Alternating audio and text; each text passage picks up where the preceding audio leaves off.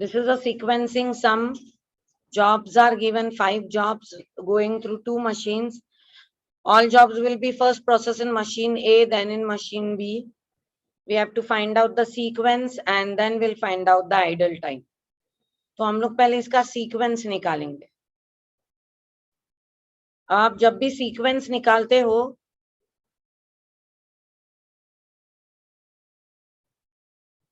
तो आपको उसके रिलेटेड स्टेटमेंट्स भी उधर लिखने पड़ेंगे.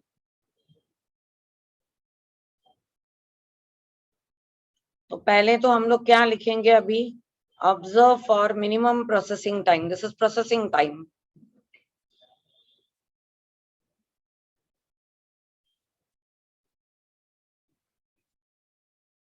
After observing for minimum processing time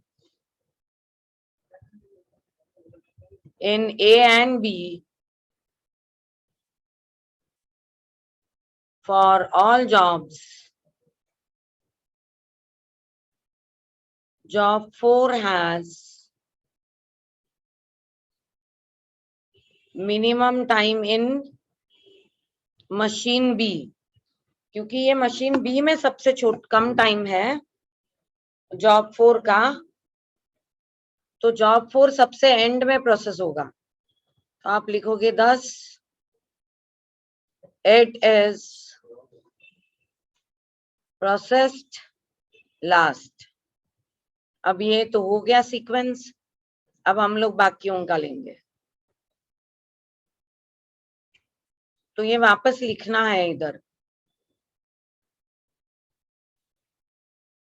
आप लिखोगे job 1, 2, 3, 5, then it is A and B, 3, 6,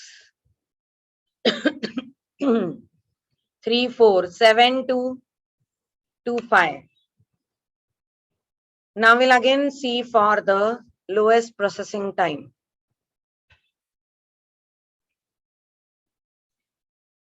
Least processing time is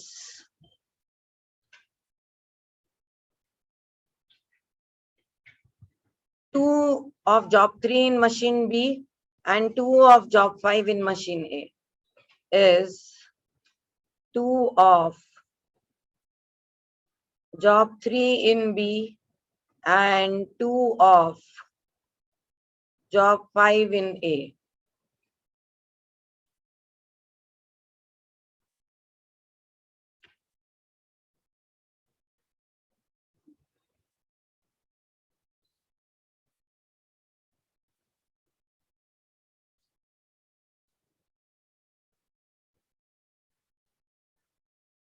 तो 4 तो ऑलरेडी हम लोग लास्ट प्रोसेस कर रहे हैं क्योंकि उसका लीस्ट प्रोसेसिंग टाइम था.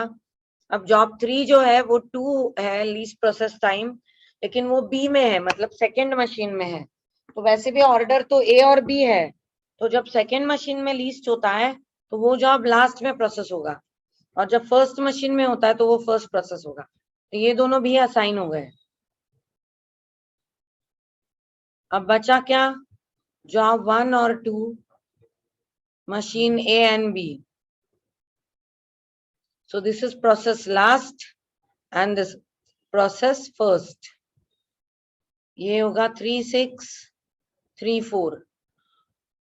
2 और 1 दोनों का भी मशीन A में लीस्ट प्रोसेस है.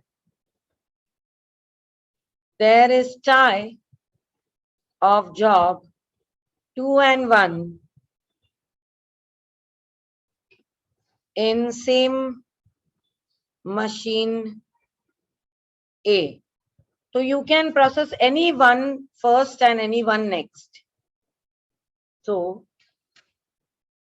we can have sequence as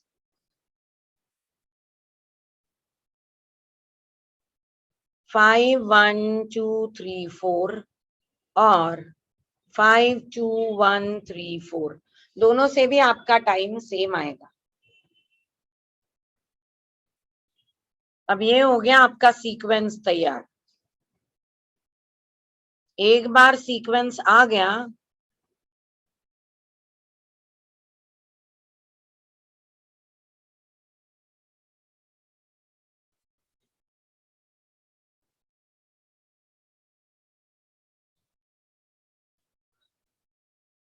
तो हम अभी उसका टेबल बनाएंगे।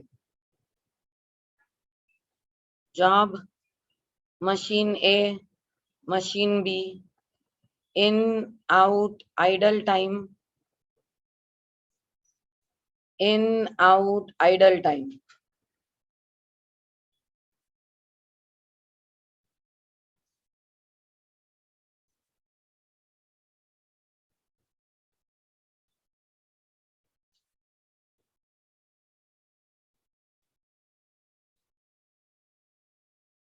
एक्चुअली हम लोग आइडल टाइम जो है वो बाद में भी निकाल सकते हैं, कोई जरूरी नहीं है कि उसी टेबल में निकाला जाए, लेकिन समझ में आने के लिए मैं वैसे निकालती हूँ। It is job 2 5 2 1 3 4. So we'll see the time now. Job 5 takes only 2 hours in machine A. So it is 0th hour 2 hours. यहाँ पे 2 घंटे का आइडल टाइम है। दूसरे घंटे में जॉब 2 को अंदर ले लिया, job 2 take 3 hours, so it will be cumulative 5 hours. 5th hour में जॉब 1 को अंदर लिया, it is 3 hours again, 8. 8 here, job 3 takes 7 hours in first machine, so this will be 15. Is 15 here, job 4 takes 5 hours in machine A, so it will be 20 here. अब ये तो पहले 2 घंटे खाली बैठा था, 2 घंटे के बाद इसमें जॉब 5 चला गया, 5 घंटे लेंगे, 7 hours. 7 hour के बाद ये सेकेंड जॉब को अंदर लेगा, सेकेंड जॉब को 4 घंटे लगते हैं, 11. फिर वो फर्स्ट जॉब को लेगा, उसको 6 घंटे लगते हैं, 17.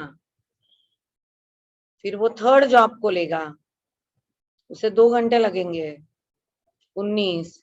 1 घंटे का वेटिंग टाइम होगा, 20. फोर्थ जॉब को सेकेंड लिस्ट में 1 घंटा लगेगा,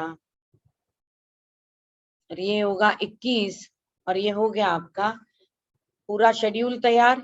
यहाँ पे आपका 1 hour आइडल जा रहा है मशीन 1 में, और मशीन बी में जो है 3 hours आइडल जा रहे हैं। And this is the full sum of sequencing. कल के भी वीडियो में मैंने इसके बारे में डाला हुआ है कि इसको प्रेजेंट कैसे करना है। तो ये जब आप सीक्वेंस लगाते हो तो थोड़े थोड़े छोटे छोटे स्टेटमेंट्स लिख के उसको लिख देना है, and then you will draw this table. यहाँ तक ये जो टेबल है ये अलग पेज पे आएगा, यहाँ तक आपको 1 या 2 पेजेस लग जाते हैं डिपेंडिंग अपॉन जॉब्स कितने हैं।